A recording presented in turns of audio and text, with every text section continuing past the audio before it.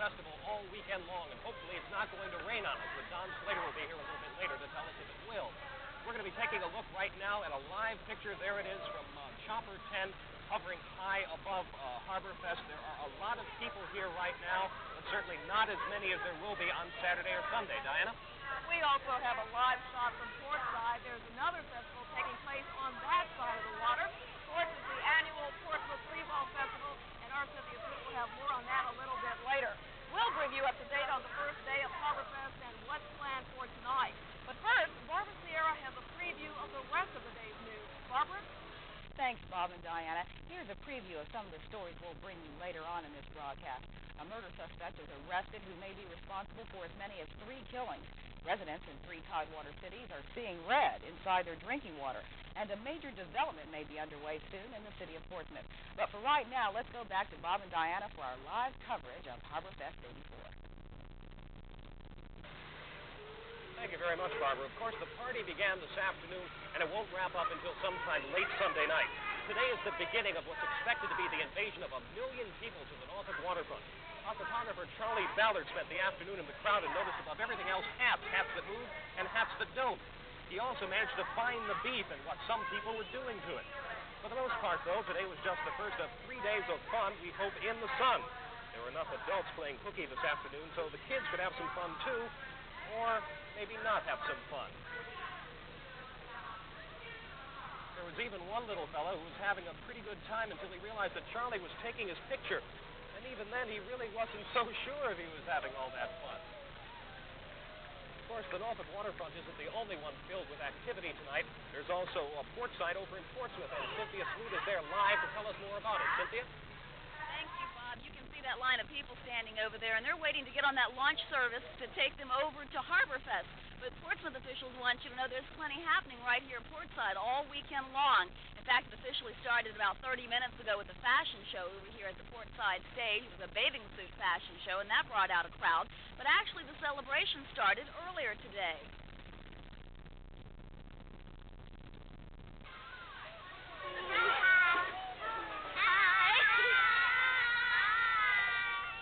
Youngsters enjoyed a morning away from the classroom, and judging by the crowd at Portside, they weren't alone. Lots of people were taking advantage of the TRT ferry service, which will shuttle back and forth between the Portsmouth and Norfolk waterfronts all weekend. That's welcome news for Portside merchants. They're expecting the biggest weekend since the April grand opening. Wonderful weekend. A big one. We need a big one. I hope a very nice one. People seem very friendly and happy to be here. One thing for certain, when you come to the Portsmouth Seawall Festival this weekend, you won't go away hungry. All right, the pizza time. All right. After seeing all this food down here, I'm ready for dinner. But anyhow, remember that getting down here is the big part of the day, so you'll really want to leave your car somewhere else and just catch a ride. You can catch a bus for $1 from Churchland Shopping Center, Mid-City, or Tower Mall. And, of course, there is the launch service, 50 cents each way. That's running till 2 a.m. tonight and Saturday night. It's especially important that you do leave your car and catch a ride in for the fireworks tomorrow night, because they're going to be closing down part of the streets down here in downtown Portsmouth. So you really need to park that car somewhere else, catch a ride in, and come on down and enjoy the sights and all the sounds down here at Portside for the Portsmouth Seawall Festival. Diana? Thank you, Cynthia. Getting to the Seawall Festival in Portsmouth or Norfolk Harborfest will be a little bit easier this year. The TRT has a fleet of shuttle buses in the 2 cities for the weekend, and there will be extra ferry service between Portside and Waterside. Ava Hurdle has more. Getting to Harborfest last year was a long wait for some people. Lines at shuttle bus stops were pretty long, as we can see in this view from Chopper 10. But Tidewater Regional Transit says the best way to go to any of the festivals this weekend is to park your car and ride the bus. TRT has set up bus stops at 4 locations in Norfolk and Virginia Beach: ODU, Janus, Military Circle, and the Virginia Beach Dome. TRT carried as many as 80,000 passengers last year to the Seawall Festival and Harborfest combined. This year, officials say they're prepared to take as many as 100,000 passengers. TRT has a 100-bus fleet with buses from Pentran on the peninsula and this 64-seat articulated bus donated by Volvo. TRT Marketing Coordinator Carol Russell. Service should run at anywhere from 15 to 20-minute intervals. There'll be shuttles between downtown Norfolk and downtown Portsmouth for people to hit both festivities this year, and those should be running on 10-minute frequencies. We'll also have additional ferry service this year. Downtown crowds and traffic are expected to swell with a fireworks display Saturday evening. Police tell me once downtown parking garages fill up, that's it. Police will not allow any on-street parking. Take the bus. Go to one of the satellite parking areas that is offering a satellite bus service and ride the bus on in. TRT and police recommend taking the ferries between both downtown Norfolk and Portsmouth, and if you must drive to a shuttle bus parking lot and take the bus to the festivals instead.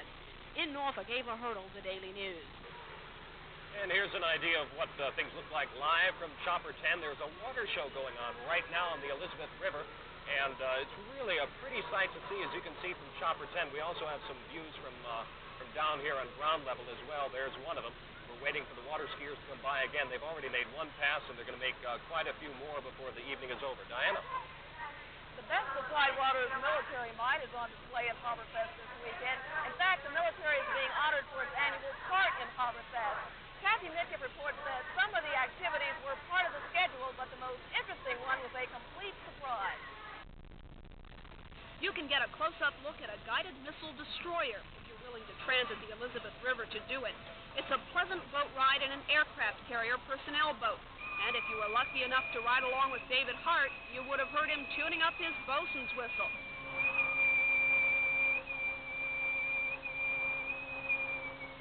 By the way, that message he just piped is the most important one of all, the chow call. Within about 5 minutes, you'll find yourself right alongside the USS Lawrence. She's been scrubbed and spit-shined for this occasion. One of the military's most impressive exhibits was actually scheduled to drop out of the sky, but the Navy's shooting stars took a look at these overcast skies and decided that it might be best to postpone their performance until tomorrow. But not all the military participants were in uniform. Second-class Petty Officer Ron Baisden and his bride Janice actually tied the knot aboard the Sundance, right in the middle of the parade of sail. It was a real family affair. Ron's boss, the Master Chief, is Janice's father. I called her last Thursday and asked her to get married on Saturday. And she says, hold on a second. And she came back and said, I'll call you back. So she called me back. She said, well, let's get married at Harborfest. I said, fine, it doesn't matter to me. It sounds like fun. The Baisdens won't have a very long honeymoon because Janice has to work tomorrow. But they say that's all right. Tomorrow seems like a long way away. Kathy Midkiff, The Daily News. Coming up, we'll go back to Barbara Fierro with a look at the rest of the day's news. And we'll be back with more on Harborfest 84 as our coverage continues, including the weather and sports. You know, for a while this afternoon, I was beginning to worry about the weather. We had some clouds, we had some rain, but now it's great. It's sunny. It's terrific. Yeah, and it's warming up rather rapidly, too. That's the big question, I guess, that everybody has. Is it going to rain this weekend? We've got just a real slight chance of some rain tonight. We've had a few showers this afternoon. But as you can see, we're kind of right on the edge of cloudiness and sunshine. So that's how slight the chance of some rain is. And it's beautiful right now. It's great. Let's have a look at how beautiful it is. We've got a water ski show going on here, and we want to have some pictures of that and have a look at our current conditions across the area right now. We've got scattered cloudiness, and temperatures have been warming up kind of off and on. When we have clouds, it's cooler, and when the sun comes out, like now, it is a bit warmer. Partly cloudy skies across the area. 76 degrees at the airport in Norfolk. There are a few scattered showers in the area. The dew point is up. That means the humidity is up, 64%. Winds are out of the east-southeast at 5 miles an hour, and the barometric pressure falling for the moment at 30.06. The low last night, 54 degrees, and the high for this afternoon, a gorgeous 79 degrees, and one of those brief bursts of sunshine. A view from Chopper 10. It's a beautiful sight out here. And for all of the boaters out sitting right out in the harbor, we've got a high tide coming up in just a little while, and a low tide coming up at around 5 minutes of 1 o'clock tonight. Temperatures across the area look like this. They're mostly in the mid-70s to around the 80-degree mark. You see 76 again in Norfolk, 77 degrees at the beach, also Chesapeake, 78 degrees in Portsmouth, 80 degrees further north in Cape Charles, also in Gloucester, and a few 78-degree readings on the peninsula. It's a warm one. Now, as far as our chances, some scattered showers Let's have a look at where everything is. There's a frontal system that's a very weak frontal system. It's right about over northeast North Carolina. It's been scooting a few showers northward at us. Now, the only big stuff across the eastern half of the United States. In fact, we're only going to look at our weather tonight because it's Memorial Day weekend and it's Harborfest, so we've got to just concentrate on us. The big stuff is down in southern Florida, also northern Florida, and way up on the left-hand upper corner of your screen, there's a cold front there that's producing some pretty good-sized thunderstorms. And you can see by the cloudiness across our area that we're just kind of right on the edge of scattered cloudiness. So again, that's what's in our forecast. Let's go ahead and have a look at the satellite pictures. We'll be able to see we're right on the edge of some scattered cloudiness. And again, it looks like that'll move out just a little bit later on. It's kind of scooting back and forth through the area. We'll look within that cloudiness to the radar picture, and we'll be able to see again just a few scattered rumbles of thunder and some showers from Elizabeth City northward onto parts of the ocean front as well. Let's have a look at what we've got coming up. We've got our forecast for tonight says partly cloudy. We've got a very, very slight chance of some scattered showers, and it looks like they're all going to be moving east of us. Low tonight should be between 65 and 68 degrees. Winds almost non-existent for tonight, so it looks like a great night to be out here. Tomorrow, we're looking at sunny, breezy, hot, humid, so make sure that you bring some sun protection for tomorrow. There might be an ever so slight chance of some scattered showers for tomorrow night, but it doesn't look like they're going to appear. High temperature for tomorrow around 90 degrees. Southwest winds at 10 to 20 miles an hour for tomorrow, so a little bit breezy for the boats for tomorrow. Sunday, some cloudiness. We may see some showers later. High temperature around 82. Southwest winds for Sunday at 10 to 15 miles an hour. Things look great for Harborfest. Let's have a look at what we have ahead on our 5-day outlook. Again, temperatures tomorrow around 90 degrees. Breezy, hot, and humid. A little bit more cloudiness for Sunday. And who cares about the rest of the week? Well, Monday looks like we'll have a little bit of rain in the area, 75 degrees. And then after that, we're back at work. But this is too much fun out here. We don't want to go back to work right now. This isn't work for us. This is break time. It's to attend the party. You couldn't have cooked up a better forecast for this weekend. That's terrific. Well, it's the nice thing about it is everybody's arriving here now. Everybody's getting off work, and at the same time that the people are arriving, here comes the sun. Perfect timing. Yeah, it is. Okay, we'll see you tonight. Okay. Bruce Rader will be here with the sports right after this.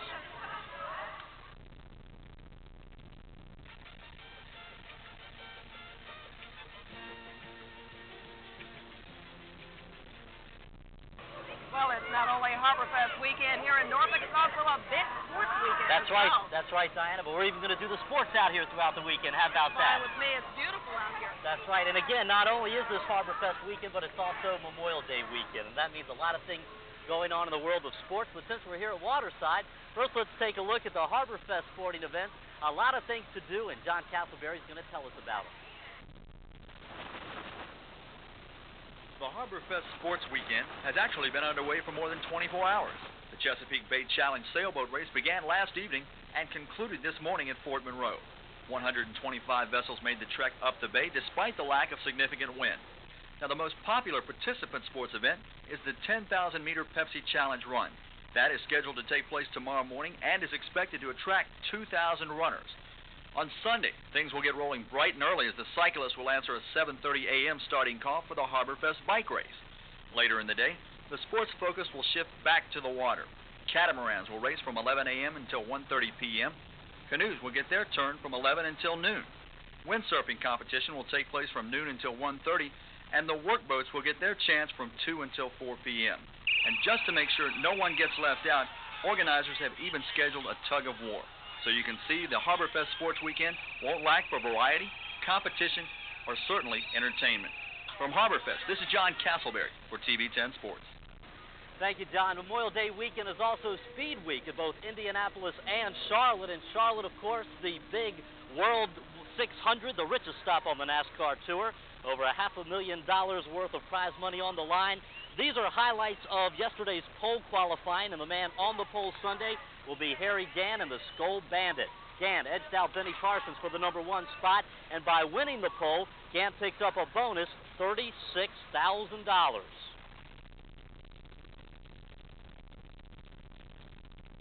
It's coming along, and we hope to get even better still. We still got a ways to go to catch some of them, but we have caught a whole bunch of them more than we did last year. And, of course, also on Sunday in Indianapolis, the famed Indy 500. Tom Sneva has the pole there, and we'll be covering this action as the weekend continues. Baseball, the Detroit Tigers playing a late game out west last night tied the American League record for most consecutive wins on the road, a record set 68 years ago. The Tigers beat the California Angels last night 5-1. Jack Morris got the win. He's the first 9-game winner in the major leagues this year, and the Tigers can break that record tonight as they take on the Angels in Anaheim. In the world of football, the University of Miami football coach Howard Schnellenberger quit today to become head coach of the Washington Federals. That's right, it's official, it's over, only they're not going to be the Washington Federals. The new owners are going to move the team to Miami, where Schnellenberger is practically a god down there after winning the national championship last season. Schnellenberger will become a part owner of the team. He'll get a $3 million contract, and he said he couldn't pass up the buck. I'm banking on my ability to put together a fine organization. I'm banking on my ability to evaluate talent, to motivate them, and in the final analysis to go out and play not only representative football, but winning football, and in time to challenge and to compete for the championship game. And he's going to take home an awful lot of money while he's coaching down there in the professional ranks. Day 4 of the World 1000 Hobie Cat Race. The boats left Daytona Beach, Florida at about 10 o'clock this morning. They are nearing Jacksonville, Florida at this moment, and the leaders after 3 days, Rudy's from here in Virginia Beach, the defending champions from Australia 2nd, South Africa's 3rd, Texas is 4th, and Team Tidewater is 5th. And locally, they had to replay one of those regional softball games in the high school level today, and Kempsville shut out Bethel 7-0. So nice win for Kempsville. I'm glad you got those scores in. You know, I always wanted to hear the softball. That's right, especially the girls softball. I know that. And I'll be back here tonight at 11, and we'll have more Harborfest sports. Okay, we'll be right back with a look at the parade of sails.